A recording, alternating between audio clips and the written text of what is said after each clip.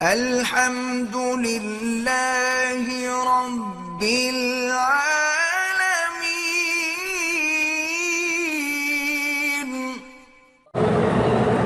استخارہ جو ہے وہ تو آپ کوئی کتاب لے لیں، اس میں دعائے استخارہ چونکہ لمبی دعا ہے آپ یاد نہیں کر سکیں، 2 رکعت نماز پڑھیں، درود شریف پڑھیں، پھر وہی دعا مانگیں، اللہم انی استخیرک بعلمک واستقدرک بقدرتک واسألک من فضلک العظیم فانک تقدر ولا اقدر وتعلم ولا اعلم۔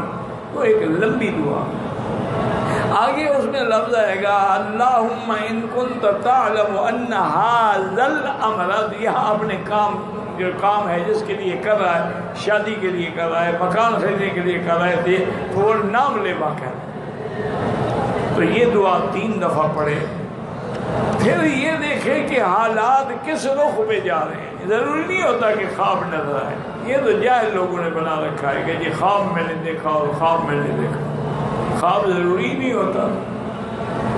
اگر ایک دفعہ استخارہ کرنے سے کوئی بات سمجھ نہیں آ رہی، پھر دوبارہ کرو، پھر سے کم از کم 7 دفعہ کرو، تو اب جو کام ہوگا وہ اللہ کے منشے سے ہوگا، اس لیے اس میں کبھی نقصان نہیں ہوگا۔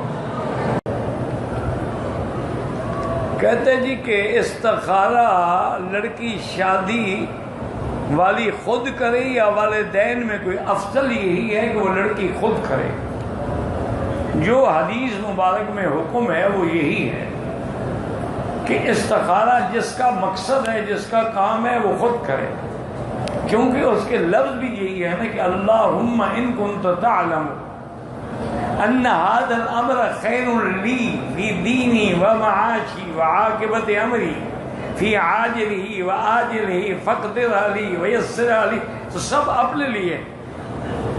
تو یہ تو ایک رواج بن گیا ہے جی، مولوی صاحب سے استخارہ کراؤ اور بزرگوں سے کراؤ، یہ کوئی حدیث میں نہیں، کبھی کسی نے آ کے صحابہ سے استخارے نہیں کروائے۔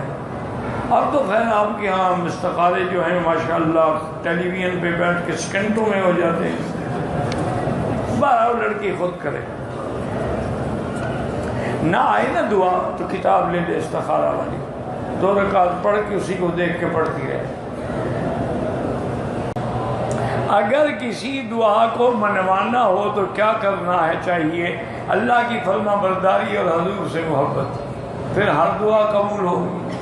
کسی اپنے باپ سے بھی پیسے لینے ہوں تو کیا کرتے ہو؟